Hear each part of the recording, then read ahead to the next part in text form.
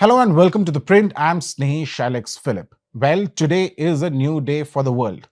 Why I say it's a new day is because Donald Trump has now been elected as the next president of the US. It's an interesting development, and to understand what it means for the world and especially what it means to India, I have with me the Mr. Ram Madhav, who's the president of India Foundation and a senior BJP leader. Welcome to ThePrint, sir. Thank you. Thank you, Alex. Uh, so, why do you think Trump won? Because everybody had written him off when he started off, but now he's won, and he's won the popular vote as well as the House itself, Senate. Firstly, it was a great victory for President Trump. I was just recalling 4 years ago, around this time, he was complaining that the Democrats had stolen his election. Absolutely. And 4 years down the line, he took a sweet revenge. He actually stole the show. He stole the show, I'm saying, because this victory of Trump is so big that he not only secured the majority in the electoral college, but also he secured majority of the popular vote. Remember, he did not secure popular vote majority either in 16 or in 20. First time he secured popular majority also. So it's a big victory. He won in many states which used to be considered traditionally blue states, traditionally Democrat stronghold. In fact, I was talking to some friends in US. They told me that counties that have never voted for a Republican candidate have today voted for him. Latinos have voted for him. Minority constituencies have voted for him. It's a definitely a very, very unique and very sweet victory for him. He should be congratulated. He should probably be very happy for this kind of a mandate. Having said it, this mandate is certainly going to have three very important consequences. One is, of course, domestically for the people of the United States of America. Secondly, as you rightly mentioned, for the entire world. And the third, I would would like to talk more about it, is that what will be the future trajectory of US-India relations, for an important reason, that we are two very important democracies in two different geographies of the world. And incidentally, the two leaders of these two democracies share so many things in common. They happen to be very good friends. And Prime Minister Modi was one of the first leaders to congratulate President Trump. Well, absolutely true. And he tweeted it out even during his campaign. Trump had mentioned the fact that Prime Minister Modi is his good friend. And he called him, I don't remember the exact words, but more or less he called him an excellent leader, is what he said. So when you look at the world now, Trump came in with a lot of promises and all. People are looking for a change. For example, if you look at what is happening in the world right now, the Russia-Ukraine conflict and the Israel-Iran conflict. I'm not calling it the Israel-Palestine or Israel-Hezbollah. I call it the Israel-Iran conflict. Trump had said that he will stop the war within 24 hours, the Russia-Ukraine war. What do you think the impact will have on both these conflicts that are there? Of course, one has to watch for some time to see how Trump's policies would impact these very important flashpoints at this juncture in the world, like whether it is the Ukraine conflict or the conflict in Palestine, Gaza conflict. During the run-up to the elections, during the campaign, Trump took a particular stand on both these issues. But today, he is the president-elect. From first week of January, he will be the 47th president of the country. So what will be his stand on these two issues? We have to wait and watch. But definitely, he would like to see both the conflicts end soon. He would make all the efforts for these two conflicts to end soon. But, I would like to highlight here that we have to read the outcome of this election, or the election of Trump by the people of America. The message we have to read very carefully. I would say that it is, first of all, a very decisive rejection by the people of America of the NGO culture that was promoted by the Democrats, especially under Kamala Harris, and of course under President Biden. Yeah. Secondly, this whole wokeism business, which has vitiated the atmosphere not only in general in the American society, but on the campuses. Yeah. No, the American campuses have become notorious for their, very, very woke type of, ideological movements and activism that is there. The cancel culture. Yeah. They didn't allow any other viewpoint. So much so that, even American parents, when we go to those campuses, students and parents used to tell us that we are scared of our children. I mean, if you are standing for America, if you are standing for certain values, you talk about family, then you will immediately be cancelled. You will be harassed. That kind of cancel culture and wokeism has been rejected by the people of the country. And finally, I remember Bill Clinton's famous, campaign slogan, it is economy, damn it. Yeah. I mean, economy, it's in very bad shape in US. That also played an important role. So that is another important message to the rest of the world. In Europe and elsewhere also, today, the conservative ideas have strong appeal to the people, not the wokist ideas, not the left liberal extremism. That's not what people want.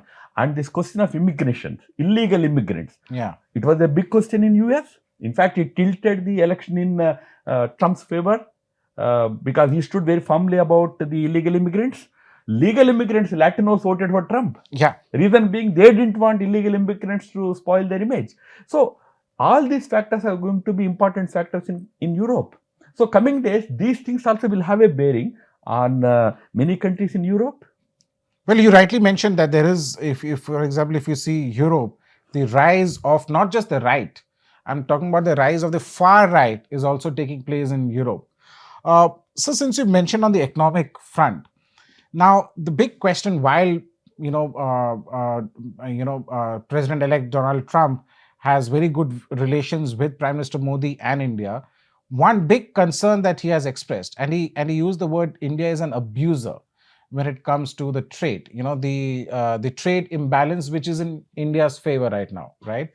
So how do you think that is going to work out? Would you see more trade battle that he will fight with China, which will have an impact on India also? That's why I said there were some issues in the poll time rhetoric that need to be watched carefully, whether they would become the policy once he becomes the president in the first week of January. We need to watch. He generally has a view about American economy. Yeah. He wants to increase tariffs on imports from other countries.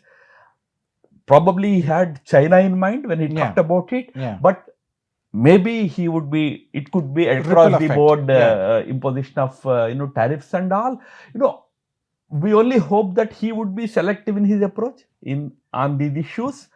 And in any case, those issues, when we reach the bridge, we will decide how to cross it. Probably the amount of goodwill that we have at the leader to leader level would definitely help us in explaining to President Trump that this relationship, the economic relationship, the trade relationship between India and the US is different from the one between China and the US. Exactly. These two cannot be put in the same category. So hopefully we will be able to handle these issues as and when they come up. So now that Trump would be in office since from January, and Prime Minister Modi and Trump share a very cordial relations, how do you think would be the trajectory of India's and US bilateral ties? No, remember, the ties between our two countries have acquired a critical mass long ago. So, broadly speaking, it has become a bipartisan consensus that whether in India or in USA, everybody agrees that this is a very important relationship, very strong relationship. Today, our relationship goes far beyond trade. It's also about intelligence sharing. It's also about many other things today. And most important binding factor in this relationship is people to people.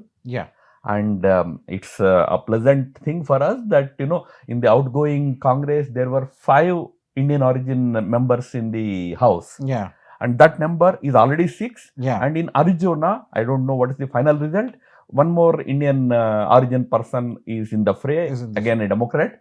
Incidentally, all 7 will be Democrats. Yeah. It's an interesting thing.